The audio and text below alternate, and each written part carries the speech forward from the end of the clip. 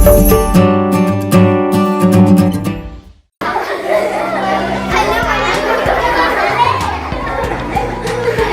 Evening ಎಲ್ಲರಿಗೂ. So congratulations Yash Naikude. So ಮಕ್ಕಳೇ, good evening ನಿಮಗೂ ಸಹ. ಲಾಂಛನಗಳು ಮತ್ತು ಚಿಹ್ನೆಗಳು, ರಾಷ್ಟ್ರೀಯ ಲಾಂಛನಗಳು ಮತ್ತು ಚಿಹ್ನೆಗಳು, icons and symbols of India, ಈ ಒಂದು ಪಾಠವನ್ನು ಮಾಡಿದ್ವಿ. ಇದಕ್ಕೆ ಸಂಬಂಧಪಟ್ಟಂಥ ಸ್ವಲ್ಪ ಪ್ರಾಕ್ಟೀಸ್ ಕ್ವೆಶನ್ಸ್ ಇದೆ, ಮಾಡೋಣ. ಮೊದಲ ಕ್ವೆಶ್ಚನ್, ನಾನು ಮೊದಲು ಪ್ರಶ್ನೆ ಓದ್ತೇನೆ. After I complete the reading of the question you can answer the question. All right. So when was the first Indian flag hoisted? ಮೊದಲ ಬಾರಿಗೆ ಭಾರತದ ಧ್ವಜವನ್ನು ಯಾವಾಗ ಹಾರಿಸಲಾಯಿತು? 1906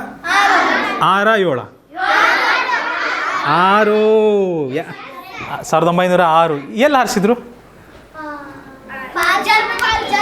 ಪಾರ್ಸಿ ಬಗಾನ್ ಸ್ಕ್ವೇರ್, ಕಲ್ಕತ್ತಾದ ಪಾರ್ಸಿ ಬಗಾನ್ ಸ್ಕ್ವೇರಲ್ಲಿ ಹಾರಿಸಲಾಯಿತು. ಓಕೆ, ಇಲ್ಲ ಇದು ಕರೆಕ್ಟ್ ಐತ್ರಿ. ಹಾಂ ನೋಡಿರಿ, ಚೆಕ್ ಮಾಡ್ತೀನಿ ನೋಡಿರಿ. ಮೊದಲನೇದಿದ್ದು 1906. ಓಕೆ, 1907 ಹಿಂಗೆ ಬರುತ್ತೆ ರೀ. ಈ ವ್ಯತ್ಯಾಸ ಆಗ್ತದೆ ರೀ. ಇದರಲ್ಲಿ ಕೇಸರಿ, ಇದು ಕೆಂಪು ಕೆಳಗಿರುತ್ತೆ ರೀ, ಆಮೇಲೆ ಕೇಸರಿ ಹಳದಿ ಹಸಿರಾಗುತ್ತೆ ರೀ. ಓಕೆ, ನಾನು ಕರೆಕ್ಷನ್ ಮಾಡಿದ್ದೀನಿ, ನಾನು ಕ್ಲಾರಿಫೈ ಮಾಡಿದ್ದೀನಿ. ಇಲ್ಲ ಇದು ಕರೆಕ್ಟ್, ಇದಿರಲಿಲ್ಲ. ನಾವು ಚರ್ಚೆ ಮಾಡಿದ್ರಲ್ಲಿ ಇದಿರಲಿಲ್ಲ. ಯಾಕಂದರೆ ಇದನ್ನು ಅಧಿಕೃತವಾಗಿ ಸ್ವೀಕರಿಸಿದ್ದಿಲ್ಲ ಯಾರು, ಅನಧಿಕೃತವಾಗಿ ನಡೀತಿತ್ತು ಎಲ್ಲ ಕಡೆ. ಹಾಗೆ ನಡೆಸ್ತಾಯಿದ್ರು, ಹಾಗೆ ಆರಿಸ್ತಾಯಿದ್ರು. ಆಮೇಲೆ ಇದನ್ನು ಈ ರೀತಿ ಮಾಡಿ 10 ವರ್ಷ ಆದಮೇಲೆ ಅಧಿಕೃತವಾಗಿ ಪಿಂಗಳಿ ವೆಂಕಯ್ಯ, ಹೌದಿಲ್ಲ? ಸೊ ಅವರಿಂದ ಇದು ಅಧಿಕೃತವಾಗಿ ಇದನ್ನು ಸೇರ್ಪಡೆ ಮಾಡ್ಕೊತಾರೆ. ಬನ್ನಿ ಮುಂದಿನ ಪ್ರಶ್ನೆಗೆ ಹೋಗೋಣ. ಮೊದಲ ಭಾರತೀಯ ಧ್ವಜವನ್ನು ಎಲ್ಲಿ ಹಾರಿಸಲಾಯಿತು? Where was the first Indian flag hoisted? Parsi Bagan square. ಈಗ ತಾನೇ ಮಾತಾಡೋದಿಲ್ಲ, ಪಾರ್ಸಿ ಬಗಾನ್ ಸ್ಕ್ವೇರ್ ಕಲ್ಕತ್ತಾದಲ್ಲಿ. ಹೆಸರು ಈಗ ತಾನೇ ಮಾತಾಡಿದ್ವಲ್ರಿ, ಎಲ್ಲ ಹಾರಿಸಿದಾಗ್ತದೆ ಅಂತ. Parsi Bagan square, green park ಅಂತ ಕರೀತಾರಲ್ಲಿ, ಆ ಜಾಗದಲ್ಲಿ ಇದನ್ನು ಮೊದಲ ಬಾರಿ ಹಾರಿಸಲಾಯಿತು. Very well. ಭಾಳ ಜನ ಹಾರಿಸಿದ್ರು, ಇಂಥ ವ್ಯಕ್ತಿ ಅಂತ ಇಲ್ಲ. ಜರ್ಮನಿಯ ಸ್ಟಟ್ಗಾರ್ಟ್ನಲ್ಲಿ, ಅಂದರೆ 1907ರಲ್ಲಿ, ನಾನು ಇಂಗ್ಲೀಷಲ್ಲೂ ಓದ್ತೀನಿ, ಭಾರತದ ಧ್ವಜದ 2ನೇ ಆವೃತ್ತಿಯನ್ನು ಹಾರಿಸಿದವರು ಯಾರು? Who unfurled the second version of the Indian flag in Stuttgart, Germany in 1907? Madam Bhikaji Cama. Stuttgart ಜರ್ಮನಿಯಲ್ಲಿ ಹಾರಿಸಿದ್ದು ಮೇಡಮ್ ಬಿಕಾಜಿ ಕಾಮ. ಆಯಿತಾ? ಮೇಡಮ್ ಬಿಕಾಜಿ ಕಾಮ ಅವರು. ಈಗ ನಮಗೆ ತೊಂದರೆ ಆಗ್ತದೆ. ಅವರು ಹಾರಿಸಿದ್ದು ಈ ಧ್ವಜವನ್ನು 1907ರಲ್ಲಿ. ಓಕೆ, ನಿಮ್ಮ ಮೊದಲ ಧ್ವಜ ಈ ಥರ ಇತ್ತು. ಸರಿನಪ್ಪ ಗೌತಮ್ ಪಾಟೀಲ್? ಕ್ಲಿಯರ್ ಇದೆಯಲ್ಲ? ಡೌಟಾ? ಓಕೆ, ಸರಿ. ಮೇಡಮ್ ಬಿಕಾಜಿ ಮೇಡಮ್ ಕಾಮ ಅಂತಲೂ ಕರೀತಾರೆ, ಮೇಡಮ್ ಬಿಕಾಜಿ ಕಾಮ.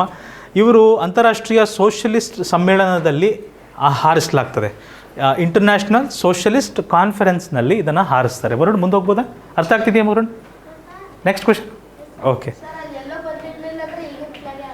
ಆ ಥರನೇ ಕಾಣಿಸುತ್ತದು. ವಿದೇಶಿ ಮಣ್ಣಿನಲ್ಲಿ ಭಾರತದ ಧ್ವಜವನ್ನು ಹಾರಿಸಿದ ಮೊದಲ ಭಾರತೀಯರು ಯಾರು? ಈಗ ತಾನೇ ನಾವು ಚರ್ಚೆ ಮಾಡಿದ್ವಿ.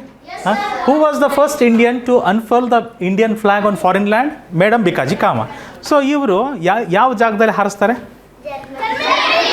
ಜರ್ಮನಿಯ ಯಾವ ಜಾಗ? ಸ್ಟಟ್ಗಾರ್ಟ್. ಯಾವ ಇಸ್ವಿ? 1907ರಲ್ಲಿ ಜರ್ಮನಿಯ ಸ್ಟಟ್ಗಾರ್ಟ್ನಲ್ಲಿ ಅವರು ಮೊದಲ ಬಾರಿ ಹಾರಿಸ್ತಾರೆ ಇದನ್ನು. Very well. ಅವ್ರ ಹಿಂದೆ ಇದೆ ಸ್ವಲ್ಪ, ಈಗ ಗ್ರಾಫಿಕ್ಸ್ ಇದೆಯಪ್ಪ, ಬಟ್ ಅರ್ಥ ಆಯ್ತಲ್ಲ ವಿಷಯ, ಮುಖ್ಯ ವಿಷಯ ಅರ್ಥ ಆಯ್ತಲ್ಲ? ಓಕೆ.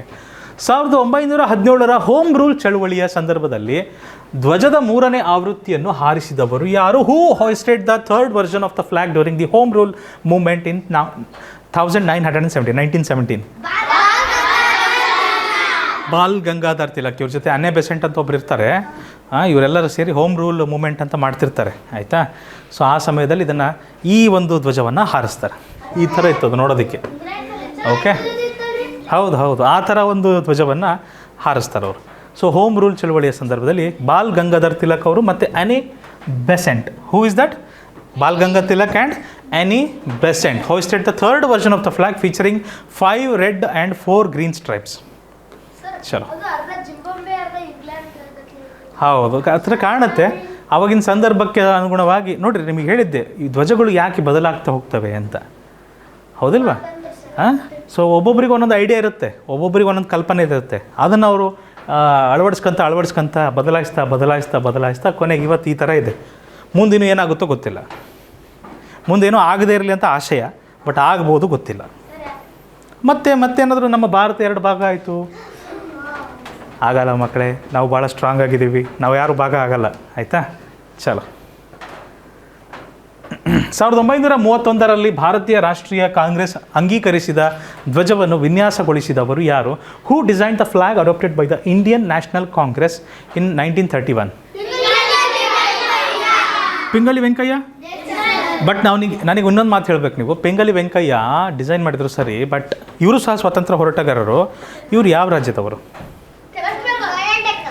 ಪಿಂಗಳಿ ವೆಂಕಯ್ಯ ಅವರು Andhra Pradesh. Very good. Next question ಅದೇ ಇದೆ. ಇವರು ಯಾವ ರಾಜ್ಯದ ಸ್ವಾತಂತ್ರ್ಯ ಹೋರಾಟಗಾರರು? Andhra Pradesh. Pingali Venkayya was a freedom fighter from which state? Andhra Pradesh. Andhra ಪ್ರದೇಶದ ರಾಜಧಾನಿ? What is the capital city of Andhra Pradesh? Amaravati. Andhra ಪ್ರದೇಶಿಗೆ ಗೊತ್ತಿದೆ. ಈ ಕಡೆ ಯಾವ ಸಮುದ್ರ ಬರುತ್ತೆ? Bay of Bengal. Correct.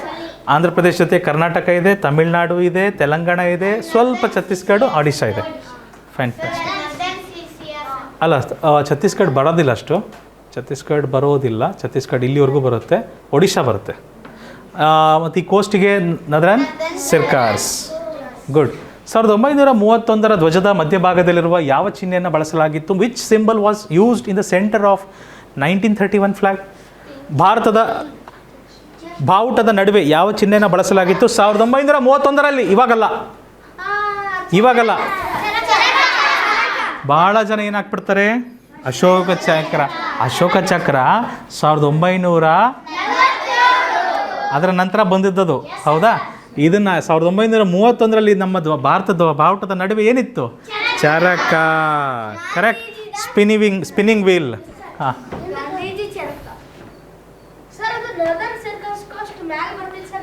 Coromandel ಇಲ್ಲಿ ಬರುತ್ತಾ? ಕೋರ್ಮಂಡಲ.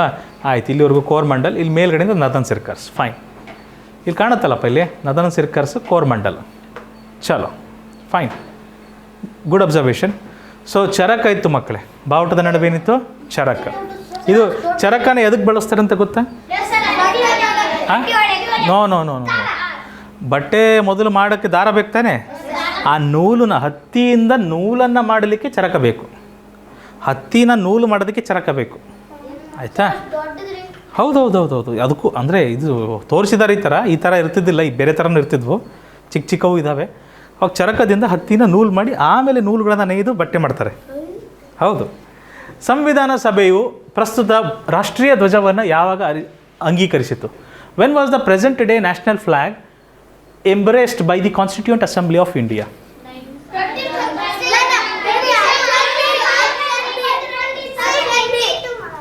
22 ಜುಲೈ 1947. ಸ್ವಾತಂತ್ರ್ಯ ಸಿಗೋಕ್ಕಿಂತ ಮುಂಚೆನೇ ಅಂಗೀಕರಿಸಲಾಗಿತ್ತು. ಹೌದಲ್ವಾ? ಎಸ್. 22 ಜುಲೈ 1947. ಸೊ ಜುಲೈ ಇದೇ ತಿಂಗಳ ಅಂದರೆ ಜುಲೈ, ಅದೇ ಹೇಳಿತು. ಜುಲೈ ಇದೇ ತಿಂಗಳಲ್ವಾ? ಈ ತಿಂಗಳು 22ನೇ ತಾರೀಕು ಫ್ಲ್ಯಾಗ್ ಅಡಾಪ್ಟೆಡ್ ಡೇ. ಹೌದು, ಎಲ್ಲರೂ ಇದ್ರಪ್ಪ. ಸ್ವತಂತ್ರ ಭಾರತದ ಧ್ವಜದಲ್ಲಿ ಚರಕದ ಬದಲಾಗಿ ಯಾವುದನ್ನು ಸೇರಿಸಲಾಯಿತು? What replace the charkha in the middle of the flag of independent India? Ashoka Chakra ಎಲ್ಲಿಂದ ತಂದಿದ್ದಾರೆ? ಎಲ್ಲಿಂದ ತಗೊಂಡಿದ್ದಾರೆ? ನೋ. ಅಶೋಕನ ಸಾರನಾಥ ಸಿಂಹಸ್ತಂಭದಿಂದ ತಗೊಂಡಿದ್ದೀವಿ. ನೆನಪಿದೆ ಅಲ್ವಾ? ಇದರೊಳಗೆ ಎಷ್ಟು ಕಡ್ಡಿಗಳಿದ್ದಾವೆ?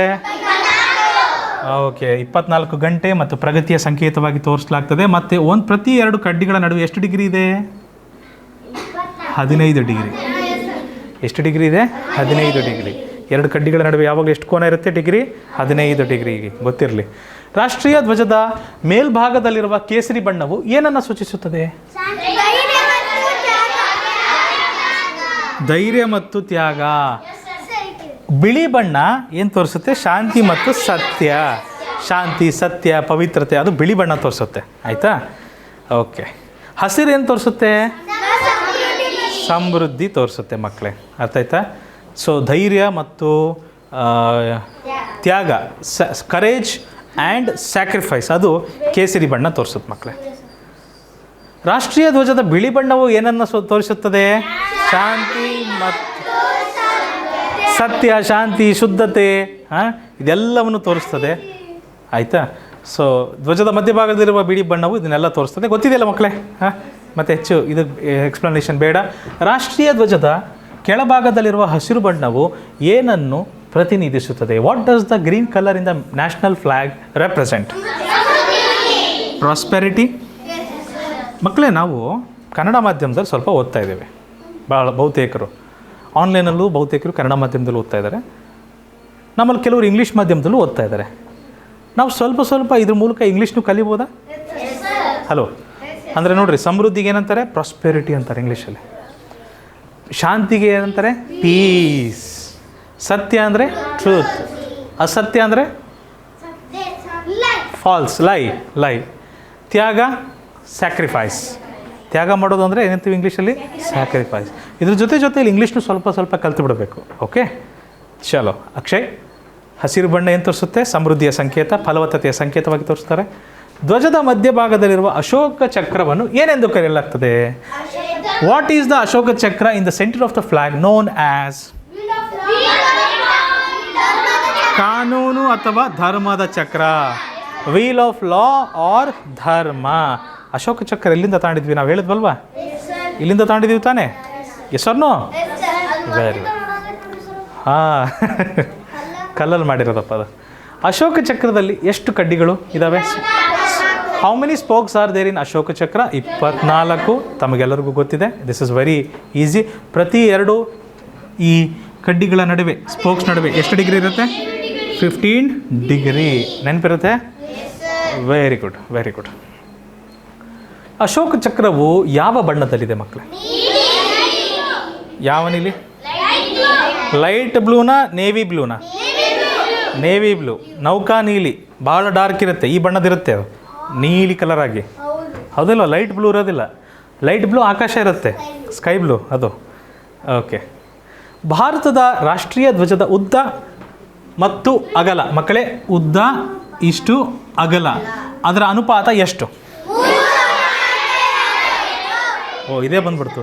What is the ratio of the length and breadth of the national flag of India? ಮಕ್ಕಳೇ, 3:2. ಕೆಲವೊಂದು ಪುಸ್ತಕಗಳಲ್ಲಿ 2:3 ಅಂತಲೂ ಬರೆದಿರ್ತಾರೆ. ಅದು ಯಾವಾಗ? ಅಗಲ ಮತ್ತು ಉದ್ದ ಅಂತ ಕೇಳಿದರೆ, ಅಗಲ ಮತ್ತು ಉದ್ದ ಅಂತ ಕೇಳಿದ್ರೆ 2:3 ಆಗುತ್ತೆ. ಉದ್ದ ಮತ್ತು ಅಗಲ ನೋಡ್ರಿ, ಉದ್ದ ಯಾವಾಗಲೂ ಏನಿರಬೇಕು? 3 ಭಾಗ ಇರಬೇಕು. ಅಗಲ ಎಷ್ಟು ಭಾಗ ಇರಬೇಕು? 2 ಪಾರ್ಟ್ಸ್. ಹೌದಾ? Length should always B 3 parts. Breadth should always B 2 parts.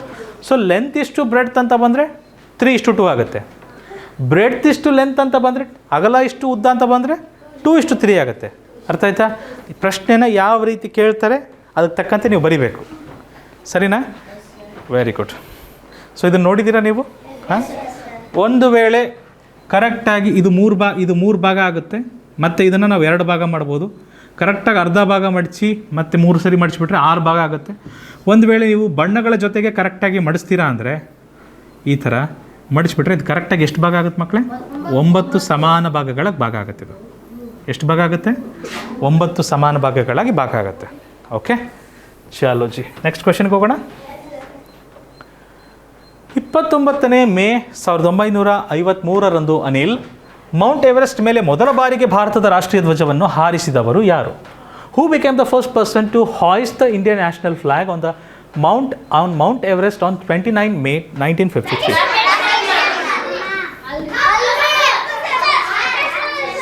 ಶೇರ್ಪಾ Tenzing Norgay. Option D, Rakesh Sharma ಅವರು ಅಂತರಿಕ್ಷಕ್ಕೆ ತಗೊಂಡೋಗ್ತಾರೆ. ಶೇರ್ಪಾ ತಾನ್ಸೆಂಗ್ ನೋರ್ಗೆ ಅವರು ಮೌಂಟ್ ಎವರೆಸ್ಟ್ ಮೇಲೆ ಹಾರಿಸ್ತಾರೆ 1953. ಯಾರ ಜೊತೆ ಹೋಗಿರ್ತಾರೆ ಅವರು? ಎಡ್ಮಂಡ್ ಹಿಲರಿ ಜೊತೆ ಹೋಗಿರ್ತಾರೆ. ಸರ್ ಎಡ್ಮಂಡ್ ಹಿಲರಿ ಇವ್ರ ಜೊತೆ ಹೋಗಿರ್ತಾರೆ ಅವರು. ಓಕೆ. 1984 ಬಾಹ್ಯಾಕಾಶಕ್ಕೆ ಪ್ರಯಾಣಿಸಿದ ಮೊದಲ ಭಾರತೀಯ ಯಾರು? ರಾಕೇಶ್ ಶರ್ಮಾ. ನೋ ಡೌಟ್ ರಾಕೇಶ್ ಶರ್ಮಾ ಇದ್ದಾರಾ ಎಲ್ಲರಲ್ಲಿ? Wing commander Rakesh Sharma. Very good. So ಅವರು ಅವಾಗ ಅಲ್ಲಿ ಹೋಗಿ ಭಾರತದ ಧ್ವಜವನ್ನು ಹಾರಿಸ್ತಾರೆ 1984ರಲ್ಲಿ. ಸುಮ್ಮನೆ ತೋರಿಸಿದ್ದಾರೆ ಅಂತರಿಕ್ಷದಲ್ಲಿ ಇದೆ ಅಂತ. 1984ರಲ್ಲಿ ರಾಕೇಶ್ ಶರ್ಮಾ ಅವ್ರ ಫೋಟೋ ತಂದಿದ್ದರೆ ಭಾಳ ಚೆನ್ನಾಗಿರ್ತಿತ್ತು. ನೆಕ್ಸ್ಟ್ ಟೈಮ್ ಅದನ್ನು ಪ್ರಯತ್ನ ಮಾಡೋಣ. ಭಾರತದ ರಾಷ್ಟ್ರೀಯ ಲಾಂಛನವನ್ನು ಎಲ್ಲಿಂದ ತೆಗೆದುಕೊಳ್ಳಲಾಗಿದೆ? From where was the national emblem of India adopted? Sarnath, ಅಶೋಕನ ಸಿಂಹಸ್ತಂಭ. Correct, option D. Thank you so much. ಹೇಳಿ. ಅದು ಕ್ಯಾಮ್ರಾ ತೊಗೊಂಡೋದ್ರೆ ಫೋಟೋ ತೊಗೊಬೋದು. ಅದ್ರದ್ದು ಇನ್ನೊಂದು ಇರಬೇಕಲ್ಲ ಅಂತ ಅದ್ರದ್ದು ಫೋಟೋ ತೆಗಿಯೋದಕ್ಕೆ. ಅರ್ಥ ಆಯ್ತಾ? ಇನ್ನೊಂದು ತೊಗೊಂಡೋಗಿ ಅಲ್ಲಿ ನಿಲ್ಸ್ಕೊಂಡು ಆವಾಗ ಅವ್ರನ್ನ ಅಲ್ಲಿ ಬರೋಂಗೆ ಮಾಡಿ ಆವಾಗ ಅದು ಸುಮ್ಮನೆ ಕಾಲ್ಪನಿಕ ಚಿತ್ರ. ಅದು ತೆಗಿಬೋದು, ಫೋಟೋ ಖಂಡಿತ ತೆಗಿಬೋದು. ರಾಷ್ಟ್ರೀಯ ಲಾಂಛನದ ಮೂಲ ಇದು ಗೊತ್ತಲ್ಲಪ್ಪ? ಹಾಂ, ಸಾರನಾಥದಲ್ಲಿರುವ ಅಶೋಕನ ಸಿಂಹಸ್ತಂಭ. ಗುಡ್. ಭಾರತ ಸರ್ಕಾರವು ರಾಷ್ಟ್ರೀಯ ಲಾಂಛನವನ್ನು ಯಾವಾಗ ಅಂಗೀಕರಿಸಿತು? ರಾಷ್ಟ್ರೀಯ ಲಾಂಛನವನ್ನು ಅಂಗೀಕರಿಸಿದ ವರ್ಷ ಯಾವುದು? 26 ಜನವರಿ 1950. ಹೌದಲ್ರಿ? ಕರೆಕ್ಟ್ ಇದೆಯಾ? ಸೂಪರ್. ಮಕ್ಕಳಲ್ಲಿ 4 ಪ್ರಾಣಿ ಬರ್ತಾವೆ. ಯಾವ್ಯಾವು? ಗೂಳಿ,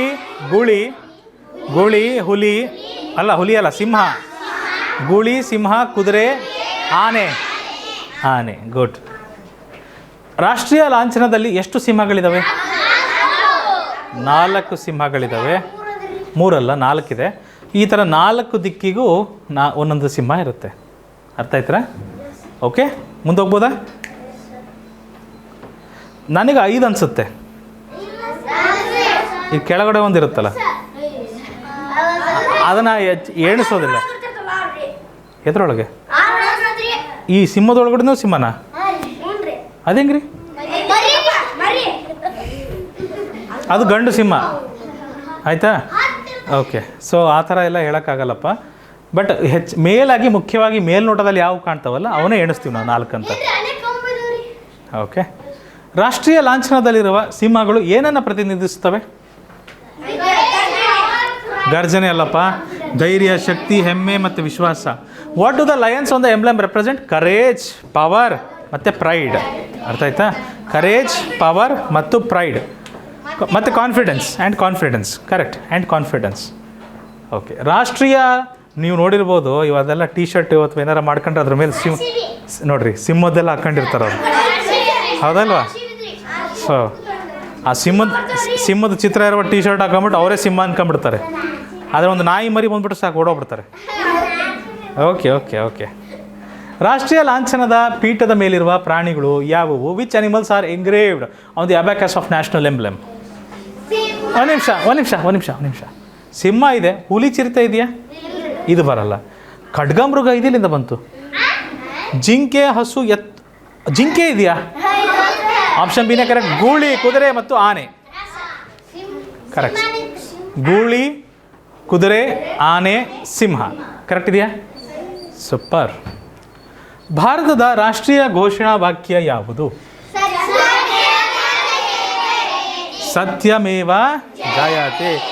ಸತ್ಯಮೇವ ಜಯತೆ. ವೆರಿ ಗುಡ್ ಮಕ್ಕಳೇ. ಸತ್ಯಮೇವ ಜಯತೆ ಇದು ಯಾವ ಉಪನಿಷತ್ನಿಂದ ತಗೊಂಡಿದ್ವಿ? ಮುಂಡಕ ಉಪನಿಷತ್ನಿಂದ. ಮುಂಡಕ ಉಪನಿಷತ್ ಯಾವ ವೇದದಲ್ಲಿ ಬರುತ್ತೆ? ಅಥರ್ವವೇದದಲ್ಲಿ ಬರುತ್ತೆ. Very good. ಸತ್ಯಮೇವ ಜಯತೆ ಅಂದ್ರೇನು? What does Satyameva Jayate mean? ಸತ್ಯಕ್ಕೆ ಜಯ. Truth alone triumphs. ಓಕೆ. ನೀವು ಹೇಳಿದ್ದು ಕರೆಕ್ಟ್ ಇದೆ. ಸತ್ಯ ಒಂದೇ ಗೆಲ್ಲುತ್ತದೆ. ಹೌದಲ್ವಾ? ಸತ್ಯಕ್ಕೆ ಜಯ. ಸತ್ಯಮೇವ ಜಯತೆ ಎಂಬ ಘೋಷವಾಕ್ಯವನ್ನು ಯಾವ ಉಪನಿಷತ್ತಿನಿಂದ ತೆಗೆದುಕೊಳ್ಳಲಾಗಿದೆ? From which Upanishad is the motto Satyameva Jayate is taken? Correct ಇದೆ? ಈಗ ತಾನೇ ಡಿಸ್ಕಸ್ ಮಾಡಿಬಿಟ್ವಲ್ರಿ? ಓಕೆ. ಮುಂಡಕ ಉಪನಿಷತ್ ಬಂದಿದ್ದಲ್ಲಿಂದ ಅಥರ್ವವೇದದಿಂದ. Very good. ಭಾರತದ ಅಧಿಕೃತ ರಾಷ್ಟ್ರೀಯ ಕ್ಯಾಲೆಂಡರ್ ಯಾವುದನ್ನು ಆಧರಿಸಿದೆ? The official national calendar of India is based on which calendar? Shaka calendar. ಶುರುವಾಗಿದ್ದು ಯಾವಾಗ? 78 AD. ಹೌದಾ? ಇದರ ಶಕ ಕ್ಯಾಲೆಂಡರಲ್ಲಿ ಬರುವ ಮೊದಲನೇ ದಿನ ಗ್ರೆಗೋರಿಯನ್ ಕ್ಯಾಲೆಂಡರಲ್ಲಿ ಬರುವ ಯಾವ ದಿನದಂದು ಸೂಚಿಸಲಾಗ್ತದೆ? 22 22 ಮಾರ್ಚ್, ಹೌದಲ್ರಿ? ಒಂದು ವೇಳೆ ಅಧಿಕ ವರ್ಷ ಆದರೆ ಆವಾಗ 21 ಮಾರ್ಚ್ ದಿನದಂದು ನಮ್ಮ ಗ್ರೆಗೋರಿಯನ್ ಕ್ಯಾಲೆಂಡರಲ್ಲಿ 21 ಮಾರ್ಚ್ ಆಗಿದ್ದರೆ ಶಕ ಕ್ಯಾಲೆಂಡರಲ್ಲಿ ಅಧಿಕ ವರ್ಷದಂದು 1ನೇ ತಾರೀಕು ಆಗಿರುತ್ತೆ. ಓಕೆ, ಇದೊಂದು ವ್ಯತ್ಯಾಸ ನಿಮಗೆ ಗೊತ್ತಾಗಬೇಕು. ಯಾರಪ್ಪ ರಾಜ? ಯಾವ ರಾಜವಂಶಸ್ಥ ಅವನು? ಯಾವ ಸಾಮ್ರಾಜ್ಯಕ್ಕೆ ಸೇರ್ಪಡ್ತಾನೆ? ಕುಶಾನ ಸಾಮ್ರಾಜ್ಯದ ದೊರೆ ಅವನು. ಆಯಿತಾ? ಸರಿ ಮಕ್ಕಳೇ, ವೆರಿ ಗುಡ್. ಶಕ ಕ್ಯಾಲೆಂಡರನ್ನು ಭಾರತದ ರಾಷ್ಟ್ರೀಯ ಕ್ಯಾಲೆಂಡರ್ ಆಗಿ ಯಾವಾಗ ಸ್ಥಾಪಿಸಲಾಯಿತು? ವೆನ್ ವಾಸ್ ದ ಶಕ calendar established as the national calendar of India? 22 March 1957. ನೋಡಿ, ಸ್ವಾತಂತ್ರ್ಯ ಸಿಕ್ಕಿ 10 ವರ್ಷದ ತನಕ ಹಾಗೆ ಕುಂತಿದ್ದಾರೆ ನಮ್ಮ ಜನ. 10 ವರ್ಷ ಆದಮೇಲೆ ಅದನ್ನು ನಮ್ಮ ರಾಷ್ಟ್ರೀಯ ಕ್ಯಾಲೆಂಡರ್ ಆಗಿ ಸ್ವೀಕರಿಸಿದ್ದಾರೆ. ಅದನ್ನು ಮಾಡಬೇಕಿತ್ತು ಅವಾಗೆಲ್ಲ ಅವರಿಗೆ ಸಮಯ ಇರಲಿಲ್ಲ ಅಥವಾ ಗೊತ್ತಾಗಲಿಲ್ಲ ಅನ್ನೋ ಗೊತ್ತಿಲ್ಲ. ಬಟ್ ಅಂತೂ ಇಂತೂ ಒಂದು ಮಾಡಿದ್ದಾರೆ ಇವಾಗ. ಓಕೆ, ಶಕ ಯುಗವನ್ನು 78 AD ಸ್ಥಾಪಿಸಿದ ಕುಶಾನ ರಾಜ ಯಾರು? Which Kushana king founded the ಶಕ ಎರಾ ಇನ್ 1778 AD? ಕನಿಷ್ಕ ರಾಜ? ಕಿಂಗ್ ಕನಿಷ್ಕ? ಕಿಂಗ್ ಕನಿಷ್ಕ ಅಂದಮೇಲೆ ಮತ್ತೆ ಕನಿಷ್ಕ ರಾಜ ಅಂತೀರ? ಶಕ ಯುಗ ಅಂತ ಅವತ್ತಿಂದ ಕನಿಷ್ಕನ ಸಮಯದಿಂದ ಅದು ಶುರು ಆಗ್ತದೆ. ಒಂದು ಮೂರ್ತಿ ಸಿಕ್ಕಿದೆ ಅಷ್ಟೇ, ಅದು ಅವನೇ ಆ ಥರ ಇರ್ಬೋದು ಅಂತ ನಂಬಲಾಗಿದೆ. Which is the first month of the national calendar based on the ಶಕ ಎರಾ? ರಾಷ್ಟ್ರೀಯ ಕ್ಯಾಲೆಂಡರ್ನ ಶಕ ಯುಗ ಮೊದಲ ತಿಂಗಳು ಯಾವುದು? ಚೈತ್ರ. ಕೊನೆಯ ತಿಂಗಳು? ಓಕೆ, ಗೊತ್ತಿದೆ. ನಿಮ್ಮಲ್ಲಿ ಕೆಲವರು ಆಲ್ರೆಡಿ ಕಂಠಪಾಠ ಮಾಡಿಬಿಟ್ಟಿದ್ದೀರಿ, ಹೌದಲ್ರಿ? ಒಟ್ಟು ಎಷ್ಟು ತಿಂಗಳುಗಳಿದ್ದಾವೆ? 12 ತಿಂಗಳುಗಳು. Very good, very good. ಸಾಮಾನ್ಯ ವರ್ಷದಲ್ಲಿ ಚೈತ್ರ ತಿಂಗಳು ಯಾವಾಗ ಪ್ರಾರಂಭವಾಗುತ್ತದೆ? When does the month of Chaitra normally begin? March 21. Sorry, March 22. ಸಾಮಾನ್ಯ ವರ್ಷ. ಅಧಿಕ ವರ್ಷ ಆದರೆ ಮಾರ್ಚ್ 21. ಓಹೋ, March 22. Okay, so March 22 correct ಇದೆ. ಇದು ಸಾಮಾನ್ಯ ಅನ್ನೋದು ಕನ್ನಡದ ಬರಬಹುದು, ಹಿಂದಿಯಲ್ಲಿ ಬಂದುಬಿಟ್ಟಿದೆ, ಸಾರಿ. ಓಕೆ, ಆಲ್ ರೈಟ್ ಮಕ್ಕಳೇ, ಗುಡ್. ಭಾರತದ ರಾಷ್ಟ್ರೀಯ ಗೀತೆ ಯಾವುದು?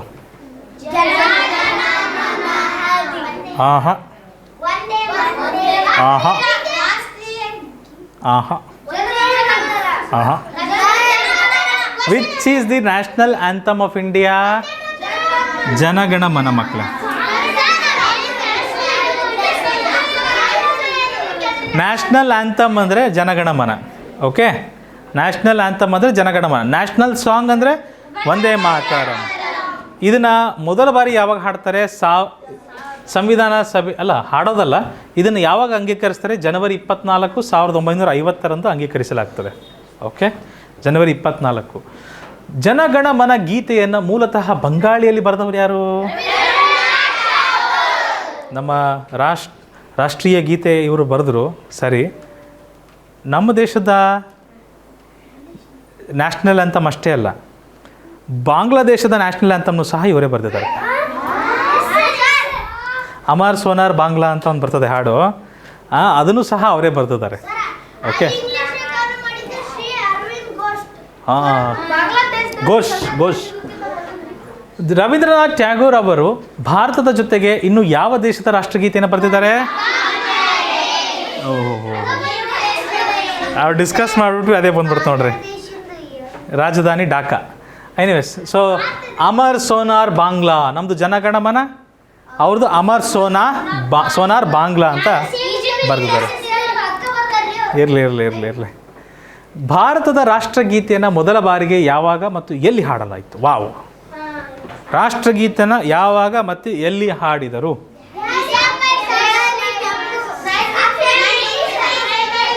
ಮಕ್ಕಳೇ, ಯಾವಾಗ ಅಂದರೆ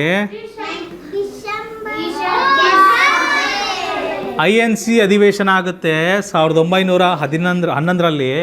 ನಾವು ಇವಾಗಿರೋದು 2026ನೇ ಇಸ್ವಿ. ಅವರು ಇದನ್ನು ಮೊದಲು ಹಾಡಿದ್ದು 1911ನೇ ಇಸ್ವಿ INC ಕಲ್ಕತ್ತಾ ಅಧಿವೇಶನದಲ್ಲಿ ಡಿಸೆಂಬರ್ ತಿಂಗಳಲ್ಲಿ ಹಾಡ್ತಾ ಇರೋದನ್ನು. INC ಅಂದರೆ Indian national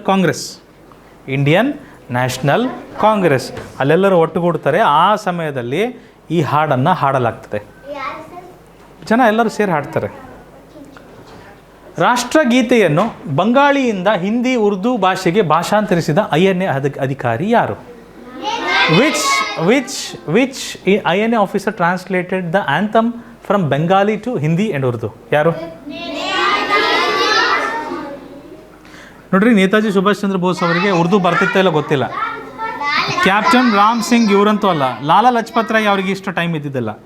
captain Abid Hasan Safrani, captain Abid Hasan Safrani ಇವರು. ಕ್ಯಾಪ್ಟನ್ ಅಬಿದ್ ಹಸನ್ ಸಫ್ರಾನಿ ಅವ್ರದ್ದು ಚಿತ್ರ ಸಿಗಲಿಲ್ಲ. ಬಟ್ ಇವರು INA ಅಧಿಕಾರಿ, ಇಂಡಿಯನ್ ನ್ಯಾಷನಲ್ ಆರ್ಮಿ ಅಧಿಕಾರಿಯಾಗಿದ್ದರು. ಇವರು ಅದನ್ನು ಉರ್ದು ಭಾಷೆಗೂ ಸಹ ಭಾಷಾಂತರ ಮಾಡ್ತಾರೆ. ಮಾರ್ನಿಂಗ್ ಸಾಂಗ್ ಆಫ್ ಇಂಡಿಯಾ ಎಂಬ ಹೆಸರಿನಲ್ಲಿ 1911ರಲ್ಲಿ ಇಂಗ್ಲೀಷ್ಗೆ ಅನುವಾದಗೊಂಡ ಗೀತೆ ಯಾವುದು? Which song was translated into English in 1919 with the title morning song of India? Janaganamana. ಇಂಗ್ಲೀಷಿಗೆ ಮಾಡಿದಾಗ ಇದನ್ನೇನಂತ ಕರೆದ್ರು? ಮಾರ್ನಿಂಗ್ ಸಾಂಗ್ ಆಫ್ ಇಂಡಿಯಾ ಅಂತ ಕರೆದಿದ್ರು. Okay, Janaganamana correct. ಜನಗಣಮನ ಗೀತೆಯನ್ನು ಜನವರಿ 12ರಲ್ಲಿ ಮೊದಲ ಬಾರಿಗೆ ಯಾವ ಪತ್ರಿಕೆಯಲ್ಲಿ ಪ್ರಕಟಿಸಲಾಯಿತು? In which magazine or patrika was Janaganamana first published in January 1912? Tattvabodhini ಪತ್ರಿಕೆ. ಆ್ಯಬ್ಸಲ್ಯೂಟ್ಲಿ ಕರೆಕ್ಟ್ ಮಕ್ಕಳೇ, ನೀವು ಹೇಳಿದ್ದು ಕರೆಕ್ಟ್ ಇದೆ. ತತ್ವಬೋಧಿನಿ ಪತ್ರಿಕೆ 1912ರಲ್ಲಿ ಇದನ್ನು ಪಬ್ಲಿಷ್ ಮಾಡ್ತಾರೆ. ಮೊದಲು ಹಾಡಿದ್ದು ಯಾವಾಗ?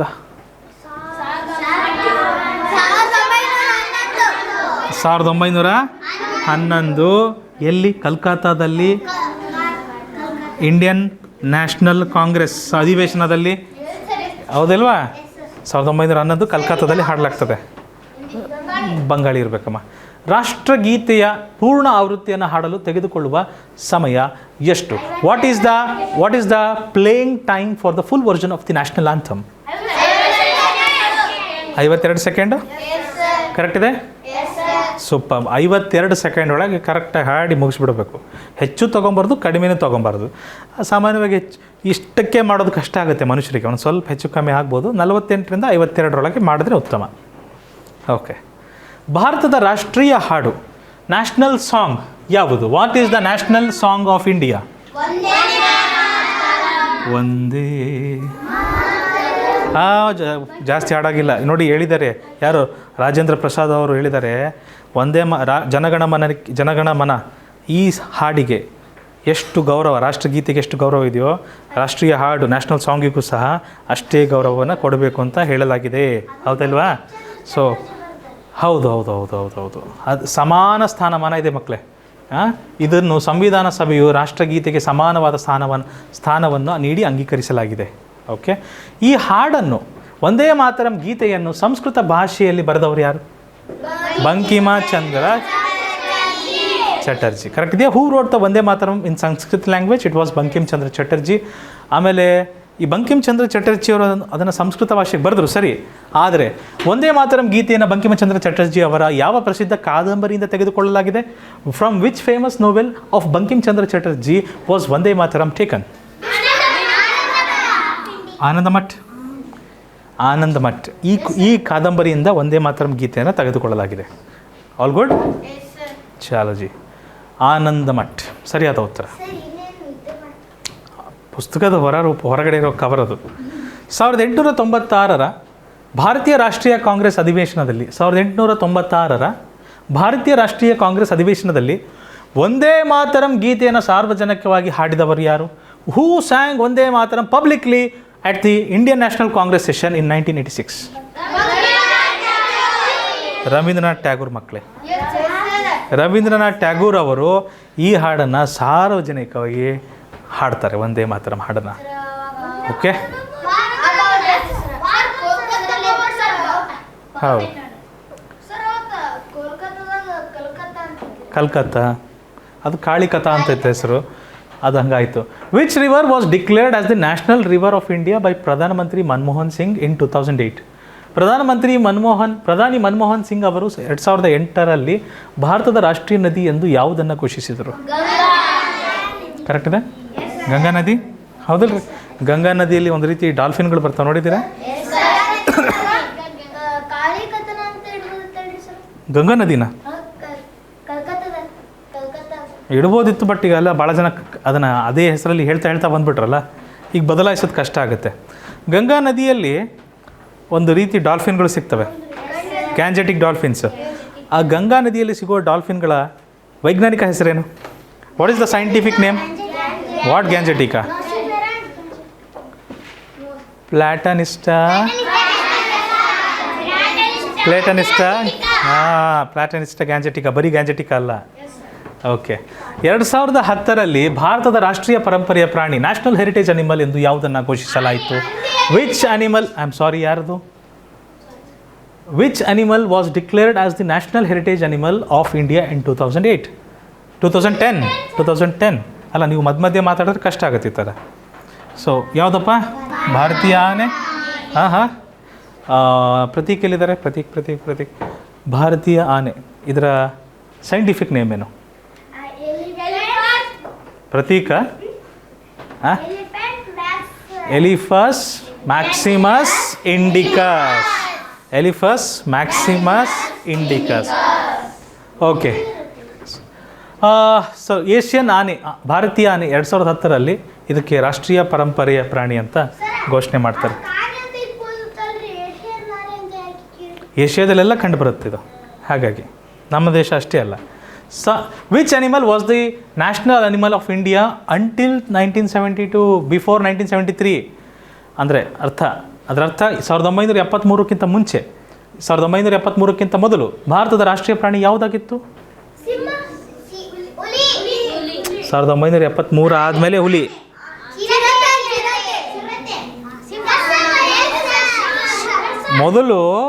ಮೊದಲು ಸಿಂಹ ಆಗಿತ್ತು, ಆಯಿತಾ? ಆಮೇಲೆ ಏನಾಯಿತು, ಹುಲಿಗಳ ಸಂಖ್ಯೆ ಭಾಳ ಕಡಿಮೆ ಆಗ್ತಾಯಿದೆ, ಹುಲಿಗಳೆಲ್ಲ ಸತ್ತೋಗ್ತಾ ಇದ್ದಾವೆ, ಅವನ್ನ ಉಳಿಸ್ಬೇಕು, ಬೆಳೆಸಬೇಕು ಅಂಥೇಳಿ ನಾವು ಹುಲಿನ ರಾಷ್ಟ್ರ ಪ್ರಾಣಿಯಾಗಿ ಘೋಷಣೆ ಮಾಡಿಬಿಡೋಣ. ಪ್ರಾಜೆಕ್ಟ್ ಟೈಗರ್ ಅಂತ ಒಂದು ಯೋಜನೆಯನ್ನು ರೂಪಿಸಿ 1973ರ ನಂತರ ಹುಲಿಯನ್ನು ನಾವು, ಇದು ಸಿಂಹ ಮುಂಚೆ ಇದ್ದಿತ್ತು ಹಳೇದು, ಇವಾಗಿರೋದು ಯಾವುದು? ಸಿಂಹ. 1973ರಿಂದ ಬದಲಾಯಿಸಿದ್ವಿ, ಹುಲಿಯಾಗಿ ಬದಲಾಯಿಸಿದ್ವಿ, ಸಿಂಹನ ಹುಲಿಯಾಗಿ ಬದಲಾಯಿಸಿದ್ವಿ. ಓಕೆ. ಬೈ ದ ವೇ, ಹುಲಿಗೆ ಇರುವ ವೈಜ್ಞಾನಿಕ ಹೆಸರೇನು? ವೈಜ್ಞಾನಿಕ ಹೆಸರು, what is the scientific name? ಇದು ವಾಟ್ ಈಸ್ ಅದು ಬೇ ಹಾಂ, tigris. What tigris? Panthera tigris. ಟೈಗರ್ಗೆ ಪ್ಯಾಂಥರಾ ಟೈಗ್ರಿಸ್, ಲಯನ್ಗೆ ಪ್ಯಾಂಥರಾ ಲಿಯೋ. ಟೈಗರ್ ಅಂದರೆ ಪ್ಯಾಂಥರಾ ಟೈಗ್ರಿಸ್, ಲಯನ್ಗೆ ಪ್ಯಾಂಥರಾ ಲಿಯೋ. ನೆನ್ಪಿಟ್ಕೊಂಬಿಡಿ, ಪ್ಯಾಂಥರಾ ಲಿಯೋ. Thank you. ಭಾರತದ ರಾಷ್ಟ್ರೀಯ ಹಣ್ಣಾದ ಮಾವಿನ ಹಣ್ಣಿನ ವೈಜ್ಞಾನಿಕ ಹೆಸರೇನು?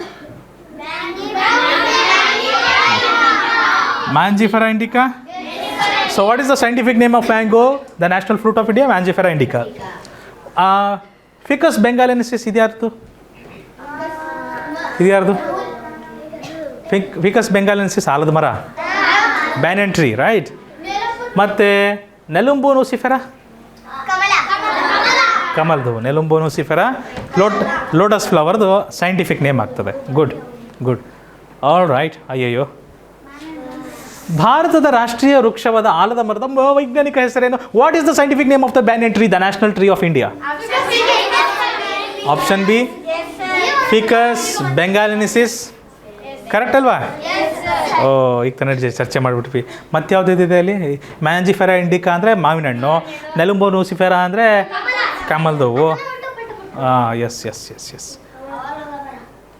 Which animal was declared as the national aquatic animal of India on 18th May 2010?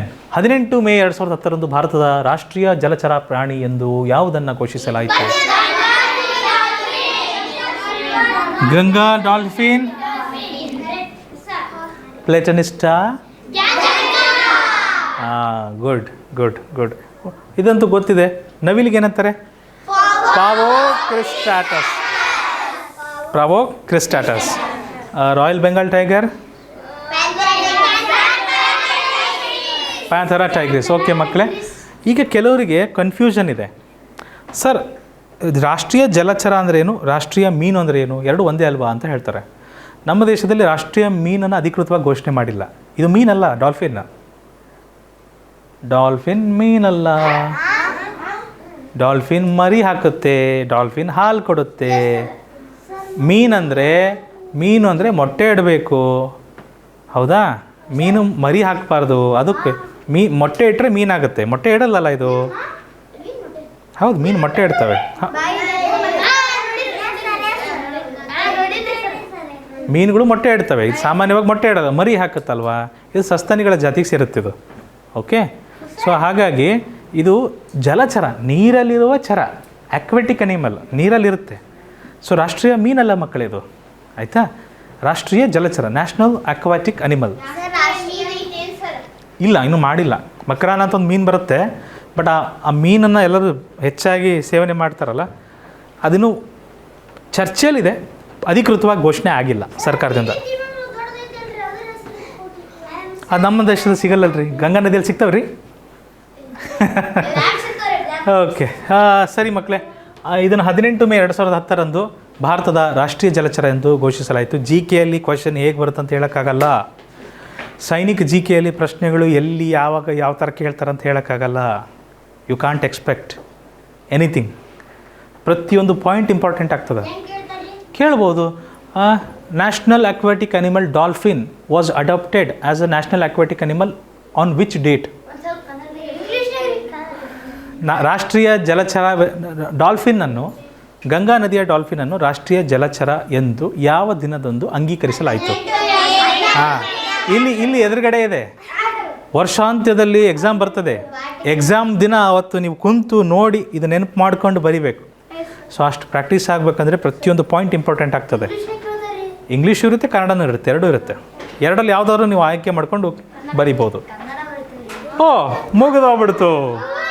Super. Time ಹೋಗಿದೆ ಗೊತ್ತಾಗಲಿಲ್ಲಲ್ಲ? ಫ್ಯಾಂಟಾಸ್ಟಿಕ್. ಒಂದು ನಿಮಿಷ ಹಾಗೆ ಫಟಾಫಟ್ ಒಂದ್ಸರಿ ಇದರಲ್ಲಿ ರಿವಿಷನ್ ಮಾಡ್ಬಿಡೋಣ. ಕಮಲ, ನೆಲಂಬೋ, ಲೂಸಿಫೆರ. ನವಿಲು, ಸಿಂಹ, panthera, leo. Tiger, panthera, tigris. ಮತ್ತೆ ಯಾವುದು ಇಲ್ವಾ? ಮತ್ತೆ ಯಾವ್ದು ನೋಡಿದ್ವಿ? ಮತ್ತೆ ಹಾವು, ಕಿಂಗ್ ಕೋಬ್ರಾ. ಅದು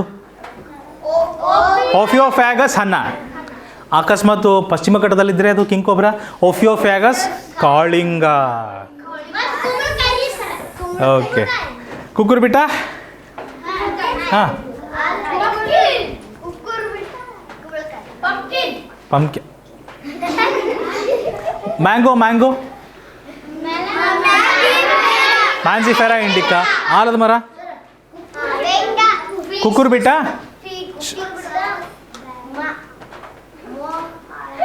ಮಾಸ್ಕೆಟಾ. ಕುಕ್ಕುರ್ಬಿಟ್ಟ, ಮಾಸ್ಕೆಟಾ. ಆನೆ ಎಲಿಫಸ್ ಮ್ಯಾಕ್ಸಿಮಸ್ ಇಂಡಿಕಸ್. ಆಲದ ಮರ ಫಿಕಸ್ ಬೆಂಗಾಲಿನಿಸಿಸ್. ಮಕ್ಕಳೇ, ಈ ಎಲ್ಲ ವೈಜ್ಞಾನಿಕ ಹೆಸರುಗಳು ನೆನಪಿಟ್ಕೊಳ್ಳಿ. ಇತ್ತೀಚೆಗೆ ಪ್ರಶ್ನೆಗಳು ಯಾವ ಥರ ಕೇಳ್ತಾ ಇಲ್ಲ ಅಂದರೆ, ಹಿಂದೆಲ್ಲ ಏನು ಕೇಳ್ತಿದ್ರು ಗೊತ್ತಾ? ನಾವೆಲ್ಲ ಚಿಕ್ಕವರಿದ್ದಾಗ ಭಾರತದ ರಾಜಧಾನಿ ಯಾವುದು, ಭಾರತದ ರಾಷ್ಟ್ರೀಯ ಹೂವು ಯಾವುದು, ಈ ಥರ ಕೇಳ್ತಿದ್ರು. ಇವಾಗೆಲ್ಲ ಇದೆಲ್ಲರಿಗೂ ಈಸಿ ಆಗಿಬಿಟ್ಟಿದೆ. ಇವಾಗ ಏನು ಕೇಳ್ತಾರೆ ಅಂದರೆ, ಭಾರತದ ರಾಷ್ಟ್ರೀಯ ಹೂವಾದ ಕಮಲದ ವೈಜ್ಞಾನಿಕ ಹೆಸರೇನು? ಯಾಕೆ ಅವ್ವ ಅಂತೀರಾ? ನಾವು ಹೇಳ್ಕೊಟ್ಟಾಗಿದೆ, ಕಲ್ತಿದ್ದೀರಲ್ವಾ? ರಿವಿಷನ್ ಮಾಡ್ತಾ ಇದ್ದರೆ ಚೆನ್ನಾಗಿ ತಲೆಯಲ್ಲಿ ಉಳಿತದೆ. Okay, do not worry. ಈ ಥರದ ಇನ್ನೊಂದು ಕ್ವಿಜ್ ಸೆಷನ್ ಮಾಡೋಣ. ಇನ್ನೂ ಸ್ವಲ್ಪ ರಿವಿಷನ್ ಆಗ್ತದೆ, ಎಲ್ಲರಿಗೂ ನೆನಪುಳಿಯುತ್ತೆ ಅಂತ ಹೇಳ್ತೇವೆ. ಇವತ್ತಿನ ತರಗತಿ ಎಲ್ಲಿಗೆ ಮುಗಿಸ್ತಾ ಇದೀವಿ. ನೆನಪಿಡಿ, ಯೂನಿವರ್ಸಿಟಿ ಕ್ಲಾಸಸ್ ನಿಮ್ಮ ತರಬೇತಿ ಕೇಂದ್ರ.